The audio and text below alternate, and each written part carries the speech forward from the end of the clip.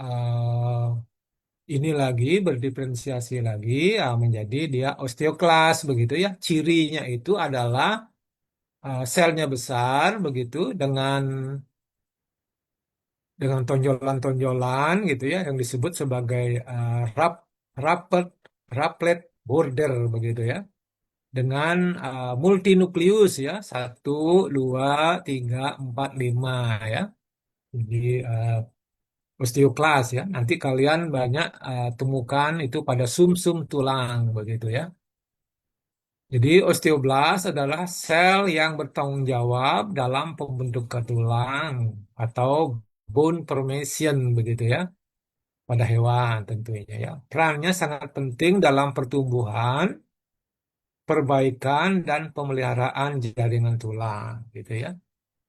Jadi eh, jadi ini yang paling ini ya. eh, Jadi osteoklas itu memiliki eh, peran penting di dalam proses remodeling atau resorpsi tulang begitu ya.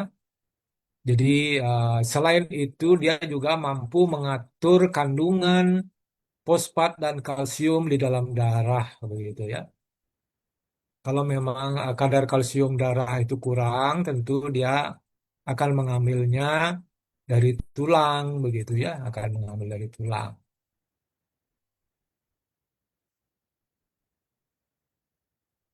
Jadi fungsi penting osteoblast pada tulang hewan. Yang pertama itu menyangkut sintesis matrik organik, begitu ya, atau yang disebut sebagai osteoid, begitu ya.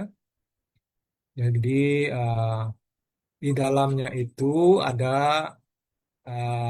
hal yang jadi hal yang ini ya di dalamnya itu ada yang disebut sebagai kolagen tipe 1 ya. Jadi di dalam matrik itu ditemukan kolagen tipe 1. Jadi secara jumlah dia merupakan komponen yang dominan begitu ya. Kemudian pada matrik itu juga ditemukan protein non kolagen ya. Di antaranya adalah osteokalsin, osteonektin dan osteopontin begitu ya.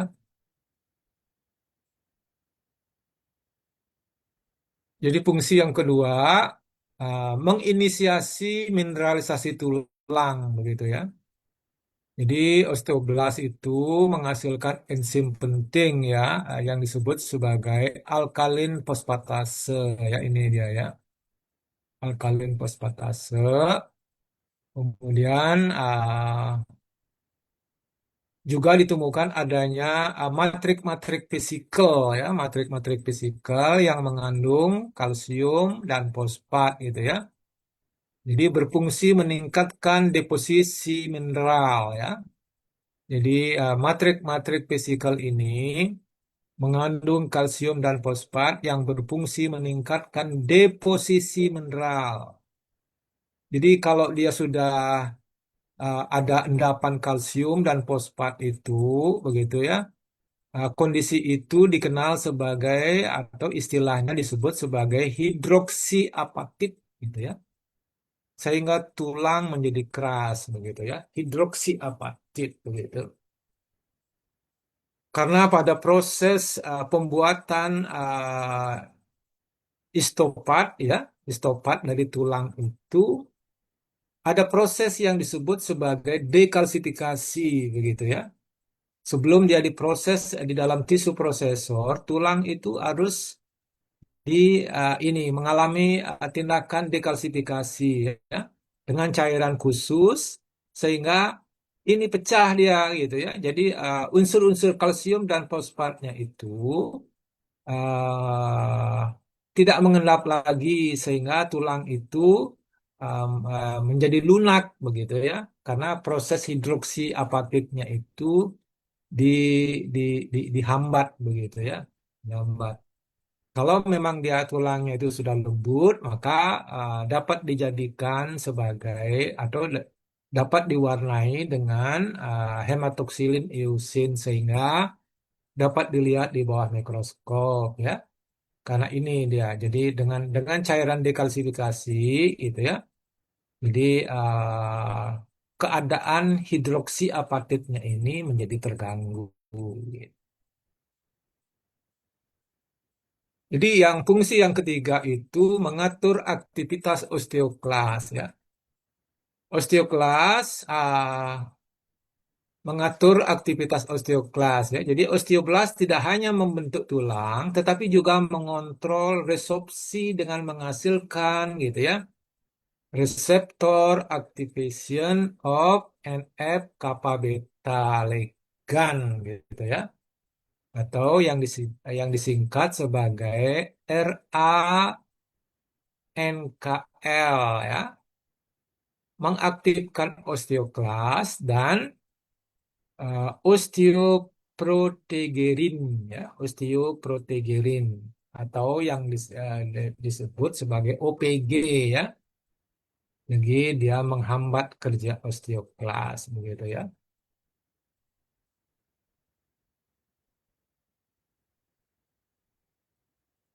Kemudian fungsi osteoblas yang keempat itu adalah diferensiasi menjadi osteosit begitu ya. Jadi berdiferensiasi menjadi osteosit.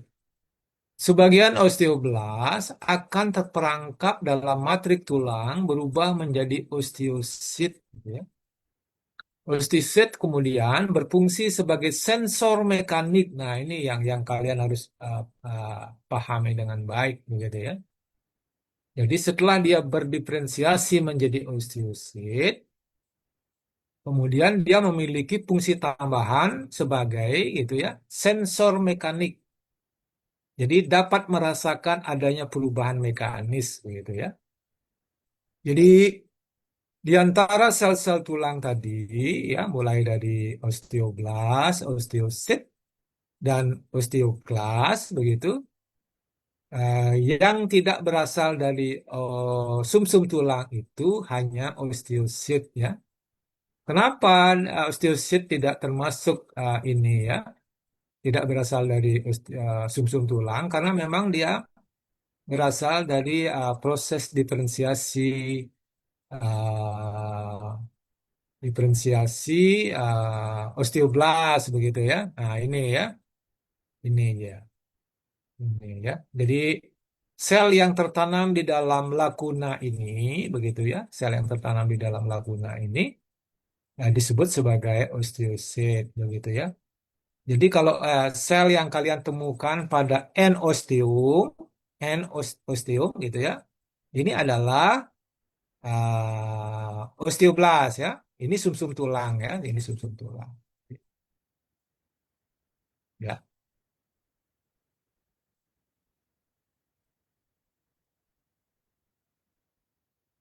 Jadi fungsi yang kelima berperan dalam penyembuhan tulang, ya. Berperan dalam penyembuhan tulang, gitu. Misalnya pada kejadian fraktur begitu ya. Jadi osteoblast aktif membentuk kalus ya. Ingat ya. Jadi kalus itu baik yang ada di internal begitu maupun eksternal daerah fraktur begitu ya. Itu merupakan ini ya stimulus dari osteoblast ya. Nah, kemudian dia menggantikan jaringan rusak dengan tulang baru begitu ya. Kemudian fungsi yang keenam mengatur metabolisme mineral ya. Jadi osteoblast juga berperan dalam proses homeostasis kalsium begitu ya. Homeostasis kalsium dan fosfat ya. Dia berespon terhadap hormon paratiroid gitu ya, paratiroid dan vitamin D begitu ya. Jadi kalau memang ini ya orang-orang yang sudah berumur manula itu ya tidak cukup asupan gizinya, terutama kalsium begitu ya. Meskipun rajin minum susu, akan tetapi tetap ada peluang kekurangan kalsium gitu ya. Oleh karenanya kalsium dari tulang itu akan diambil ya untuk memenuhi kebutuhan tubuh begitu. Akibatnya orang itu akan menjadi osteoporosis begitu ya. tulangnya akan terasa sakit, cenut-cenut seperti itu ya. Itu tidak lain karena mineral apa namanya kalsiumnya itu eh, disedot gitu ya, diambil untuk kepentingan tubuh begitu ya. Sehingga orang tua itu kemudian menjadi eh, tulangnya menjadi gampang patah atau fraktur ya.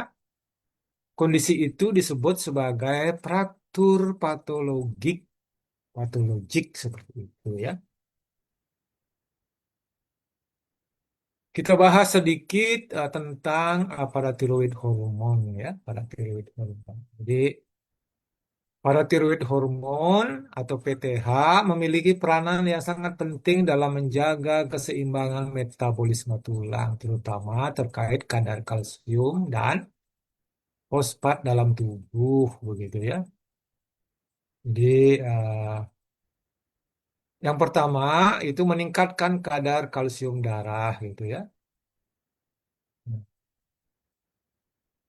Paratiroid hormon bekerja untuk meningkatkan kadar kalsium ya darah, salah satunya dengan mempengaruhi tulang. Jika kadar kalsium darah rendah, paratiroid hormon akan merangsang aktivitas osteoklas, begitu ya, secara tidak langsung melalui osteoblas. Itu gini. Jadi mengakibatkan resorpsi tulang, gitu ya, penguraian matrik tulang. Jadi setelah ada penguraian matrik tulang, diikuti oleh pelepasan kalsium dan fosfat ke dalam darah, begitu ya.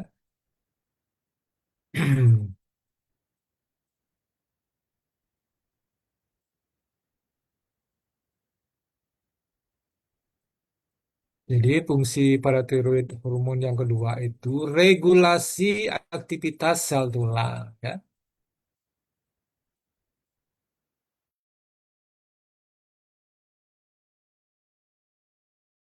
osteoklas. Akan tetapi merangsang osteoblas menghasilkan reseptor aktivator of nuclear factor kappa beta ligan, ya. Ligan reseptor aktivator of nuclear factor kappa beta, gitu ya. Boleh juga ya.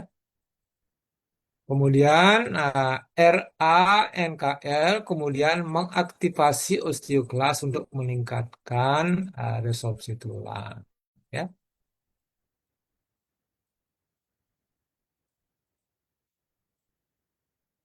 Jadi fungsi PTH yang ketiga, jadi mengatur keseimbangan kalsium dan fosfat. Selain pada tulang, PTH pada ginjal atau hormon paratiroid pada ginjal meningkatkan reabsorpsi kalsium dan menurunkan reabsorpsi fosfat. Begitu ya. Jadi usus pada kondisi tidak langsung dia meningkatkan penyerapan kalsium melalui aktivasi vitamin D ya. Jadi pengaturan ini berefek pada meningkatnya kalsium dan penurunan fosfat darah gitu ya.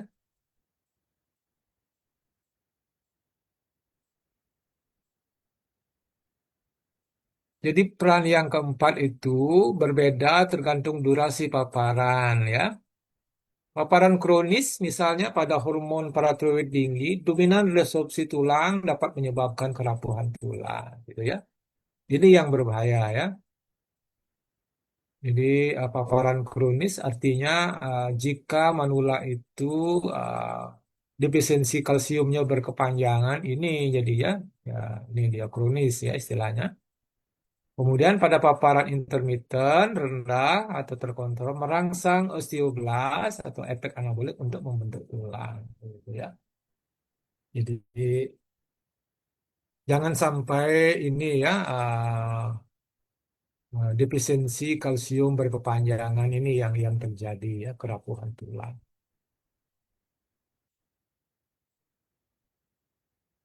Jadi kita lanjutkan dengan osteosit sekarang ya. Jadi osteosit ini sesungguhnya adalah osteoblas yang tertanam pada matrik tulang, gitu ya. Jadi hanya ini yang memang tidak berasal dari sumsum tulang gitu ya. Ini ya. Jadi osteosit ini sel tulang hasil proliferasi dan diferensiasi osteoblast, gitu ya. Jangan lupa ya nanti kalau ada pertanyaan nanti pada saat UTS harus bisa ya, harus benar ya. Jadi osteoblast itu ya, kalian pasti temukan pada ini ya, pada pada area endosteum ya. Begitu juga dengan osteoklas ya. Osteoklas itu pada sumsum tulang ya. Pada sumsum tulang ini. Dan nukleusnya lebih dari satu. Satu, dua, tiga, empat begitu ya. Ini juga begitu. Satu, dua, tiga ya. Jadi kemudian ini area osteoid begitu ya. Osteoid ini bekas bekas area ini ya. Apa namanya resorpsi ya, bekas area resorpsi yang sudah eh, ini yang sudah direspon dengan pembentukan tulang muda ya, yang hanya saja belum mengalami proses mineralisasi ya. Jadi maka dia disebut sebagai osteoid ya. Jadi tulang muda yang belum mengalami proses mineralisasi itu istilahnya adalah osteoid ya.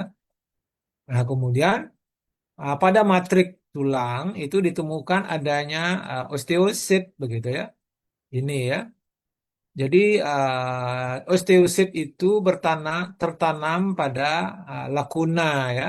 Wadah dari osteosit itu dikenal sebagai lakuna ya.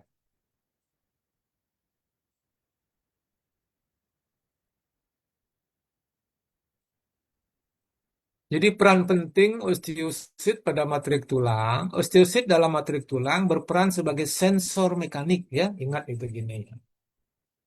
Jadi pengatur remodeling tulang ya, penjaga keseimbangan mineral, pusat komunikasi antar sel tulang ya, pusat komunikasi antar sel tulang.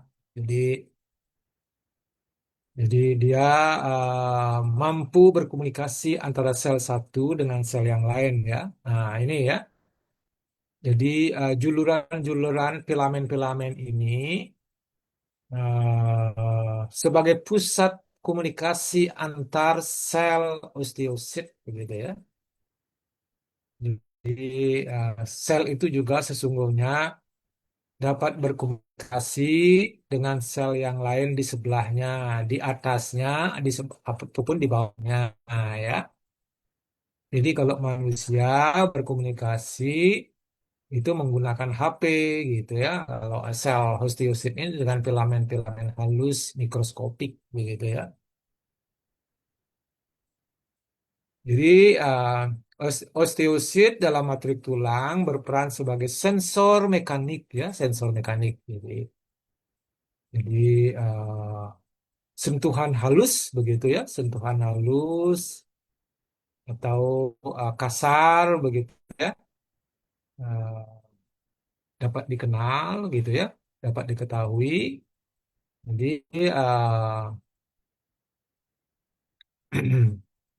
jadi selain itu juga pengatur remodeling tulang begitu ya. Jadi pengatur remodeling tulang begitu. Dia juga ini ya kalau ada yang tulang yang rusak karena trauma begitu ya. eh, si osteosit ini akan mengirim mengirim gini sinyal begitu ya kepada osteoblast untuk segera dilakukan perbaikan seperti itu ya. Kemudian dia juga pusat komunikasi antar sel tulang. Tanpa osteosit, begitu ya, tulang tidak mampu beradaptasi ya, memperbaiki diri atau menjaga keseimbangan mineral secara optimal ya. Itu gini. Ada pertanyaan sampai di sini ada adik mahasiswa?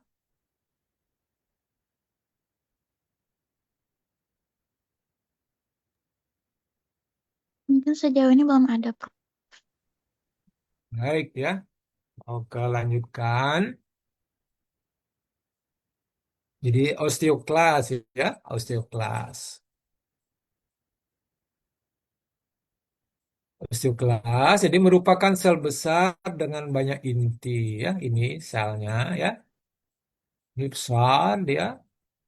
Jadi di antara kedua sel itu ya, baik osteoblas ataupun osteosit, dia paling besar begitu ya. Kemudian intinya juga banyak ya, satu, dua, tiga, empat, lima, enam begitu ya. Kemudian juga ada rapid border ya. Jadi rapid border ini untuk memperluas permukaan ya, karena dia nanti di dalam proses resorpsi tulang itu akan ada menginjeksikan ion hidrogen seperti itu ya. Jadi eh, osteoklas ini dapat ditemukan pada permukaan tulang ya yang sedang mengalami resorpsi, remodeling dan perbaikan tulang begitu ya. Ini misalnya ya osteoklas, ini osteoklas gitu ya. Jadi lekuk tulang hasil resorpsi enzimatis disebut dengan lakuna Hausit ini ya. Jadi lekuk ya, lekuk itu ya. Ini juga ya lekuk. Nah, Hausit lakuna ya, Hausit lakuna.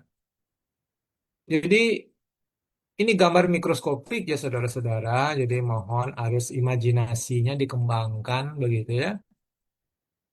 Mohon imajinasinya juga agar nyambung begitu ya. Kalau kalian tidak mampu berimajinasi, susah begitu ya. Tidak masuk-masuk dia ini pahamannya.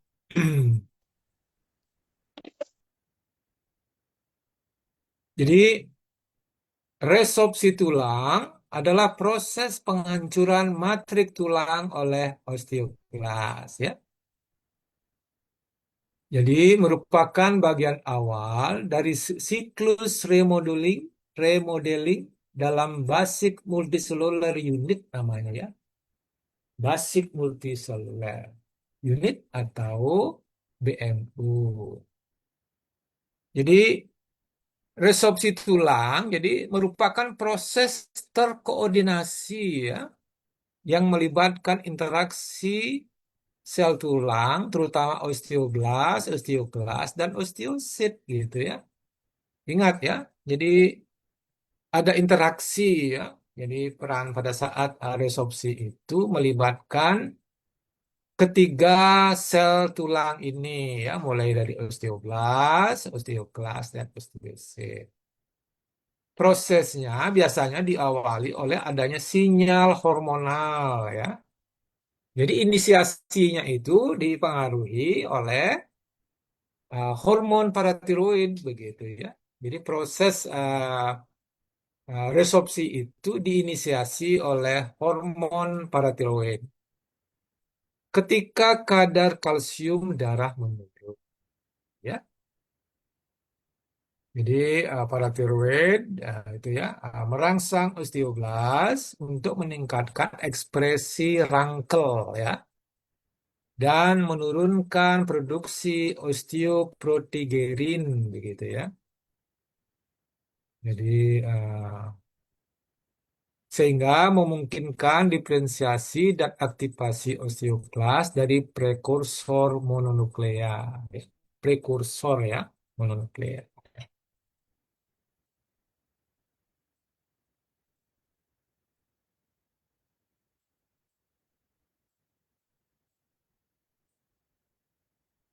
Hmm. Jadi osteoklas yang akan menempel pada permukaan tulang dan membentuk zona tertutup gitu ya, disebut sebagai sealing zone,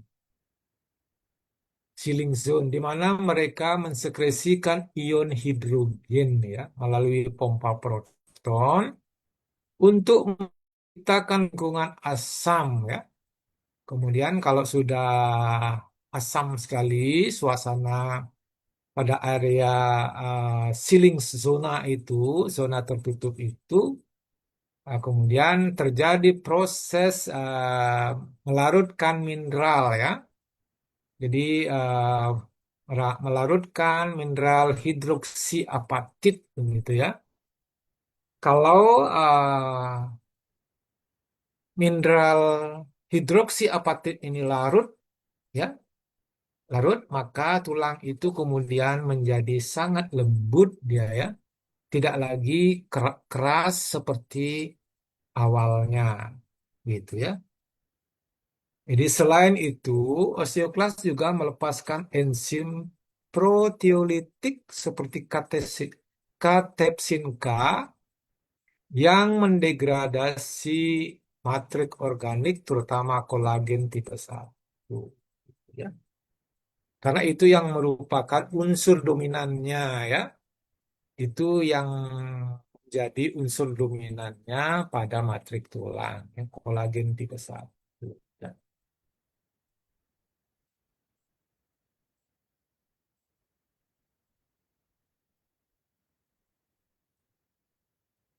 Hasil dari proses itu adalah pelepasan kalsium dan fosfat ke dalam sirkulasi darah, gitu ya. Jadi osteosit turut berperan dalam mengatur proses ini dengan mendeteksi perubahan mekanik dan mengirim sinyal yang memodulasi aktivitas osteoklas, ya. Secara keseluruhan, resorpsi tulang merupakan bagian penting dari remodeling tulang yang menjaga keseimbangan antara pembentukan dan penghancuran jaringan tulang serta berperan dalam mempertahankan homeostasis mineral tubuh seperti itu ya.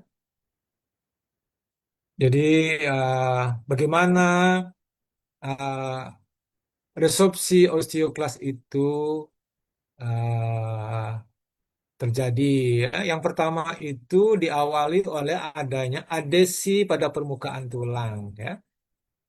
Dia menempel ya, menempel menempel pada permukaan tulang.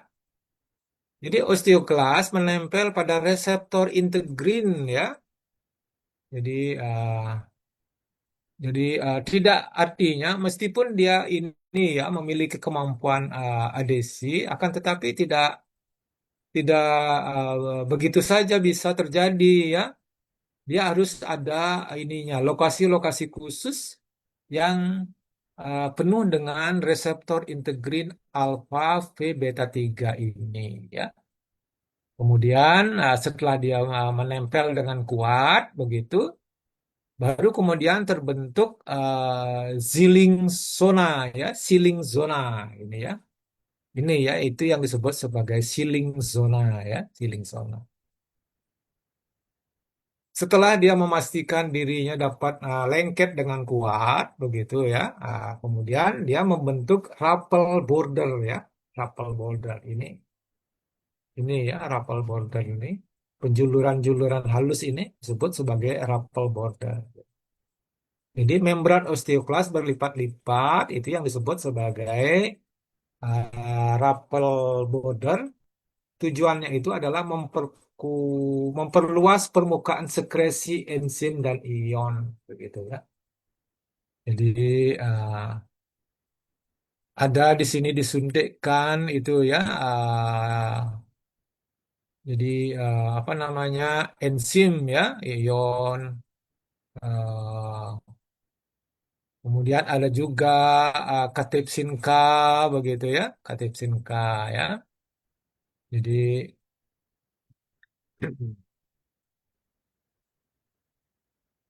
jadi seperti ini dia ya. Jadi prosesnya itu seperti ini. Kemudian osteoklas itu memompa hidrogen melalui pompa proton ya. Jadi kalau dia sudah dipompakan begitu ya, dirilis ya dari permukaan rappel border ini, kemudian dengan sendirinya pH pada pH pada zona ini kemudian menjadi rendah sekali ya, menjadi 4,5 ya. Kalau sudah asam begitu ya, kalau sudah asam, kristal hidroksi apatit ini kemudian menjadi larut. Ya, dia pecah ya komponen-komponen kalsium dan fosfatnya itu pecah. Sehingga dia mengalir ke dalam sirkulasi, gitu ya, mengalir ke dalam sirkulasi. Kemudian yang ke ini, yang berikutnya itu ada di istilahnya adalah degradasi matrik organik ya. Setelah mineral hilang, gitu ya, enzim katepsin, kemudian matrik metaloproteinase menghancurkan kolagen tipe 1, gitu ya. Jadi lengkap sudah ya. Karena komponen-komponen ini ya, kalsium dan fosfat itu yang menyebabkan tulang itu keras ya, yang apa aku sudah sampaikan tadi. Kemudian yang ini, yang kolagen gitu ya, kolagen yang membuat tulang itu menjadi kuat begitu ya. Kalau sudah ini sudah lepas dari ikatan hidroksi apatitnya, kemudian ini juga ini ya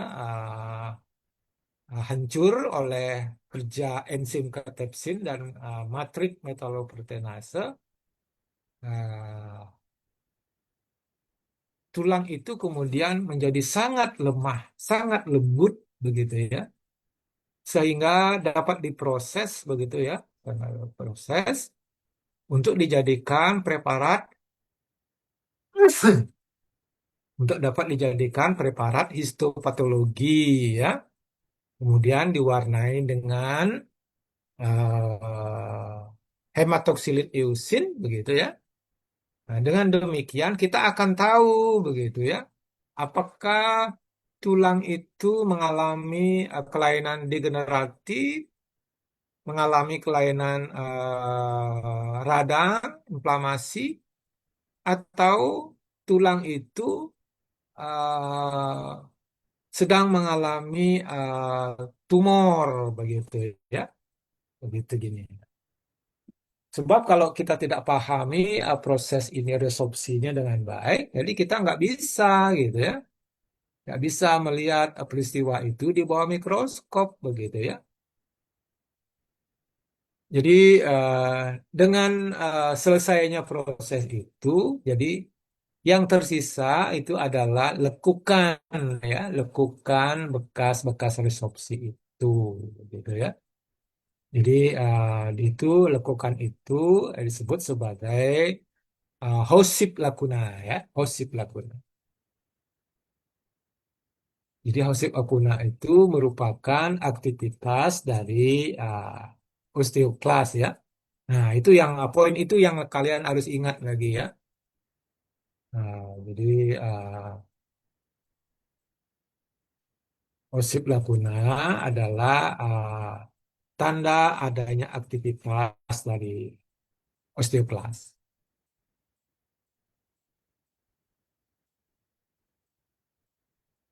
Jadi kalau ini ya apa namanya, menyangkut materi-materi ini itu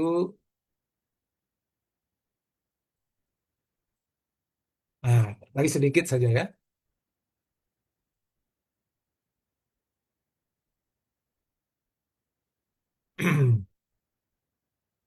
Jadi osifikasi ya, osifikasi. Jadi suatu istilah untuk menggambarkan proses pembentukan tulang ya. Jadi suatu istilah untuk menggambarkan proses pembentukan tulang dengan cara menyisipkan kalsium ke dalam tulang rawan hialin ya. Ya, jadi osifikasi dimulai dari periode embrio sampai kanak-kanak gitu ya. Jadi osifikasi itu ada dua begitu ya. Ada dua, ada yang intramembranus, kemudian ada yang endochondralis begitu ya. Osifikasi intramembranus, kemudian ada endochondralis ya. Jadi kalau osifikasi intramembranus, osifikasi dimulai dari sel mesenkimal ya, sel-sel mesenkim berdiferensiasi menjadi osteoblast dan langsung menjadi tulang begitu ya, langsung menjadi tulang. Seperti misalnya pada tulang tengkorak dan clavicula ya. Kemudian kalau yang endochondrolis itu adalah peristiwa pergantian tulang rawan menjadi tulang begitu ya. Keras selama proses pertumbuhan. Ya, endochondrolis. Peristiwa pergantian tulang rawan menjadi tulang keras selama proses pertumbuhan ya.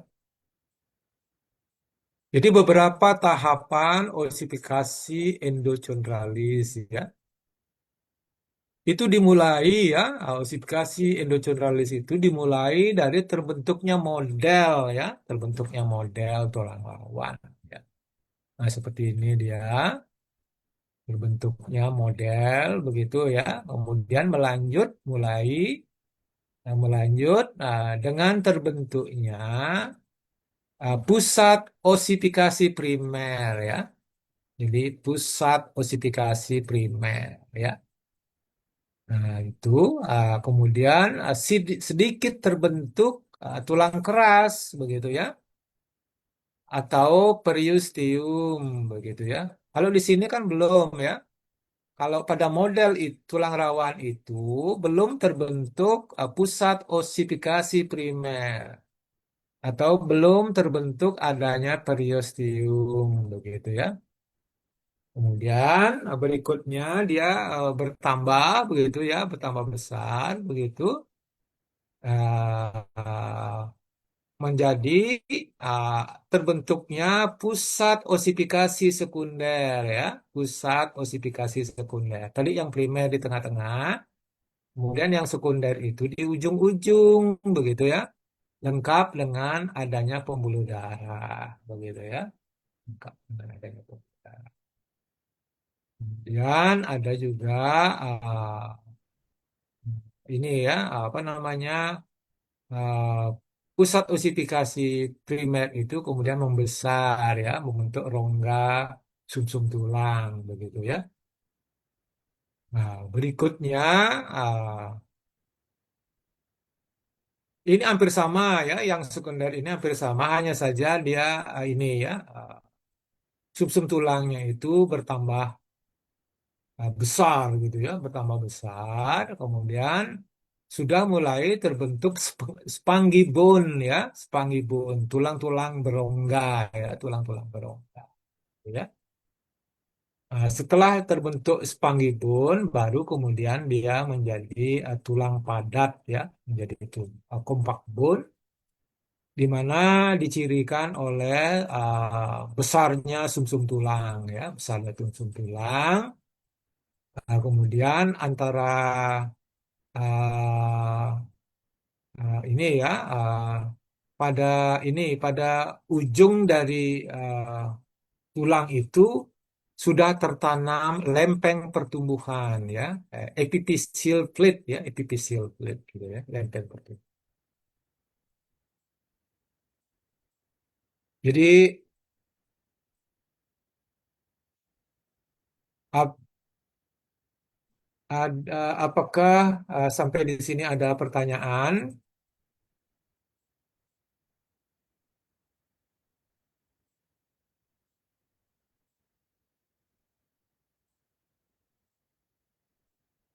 Kalau tidak ada gitu ya, kalau tidak ada nanti materinya ini kan kalian dapat ini ya, bisa baca sendiri ya karena sudah jelas itu materinya.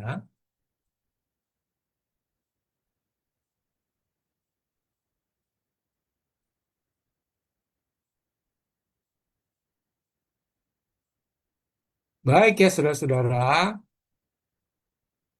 karena tidak ada yang ditanyakan atau saudara ingin menanyakan sesuatu, silakan.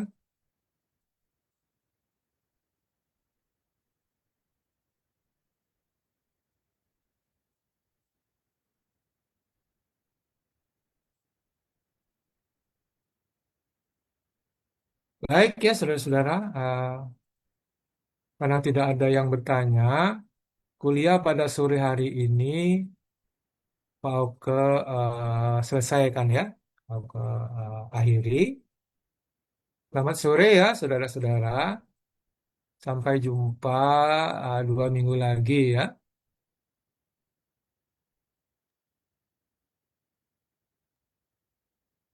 Gitu. Terima kasih, Selamat sore, Dok. Selamat Prof. sore, Terima terima kasih banyak, kasih, Prof. Prof. Terima kasih, Terima Prof. kasih, Prof. Semangat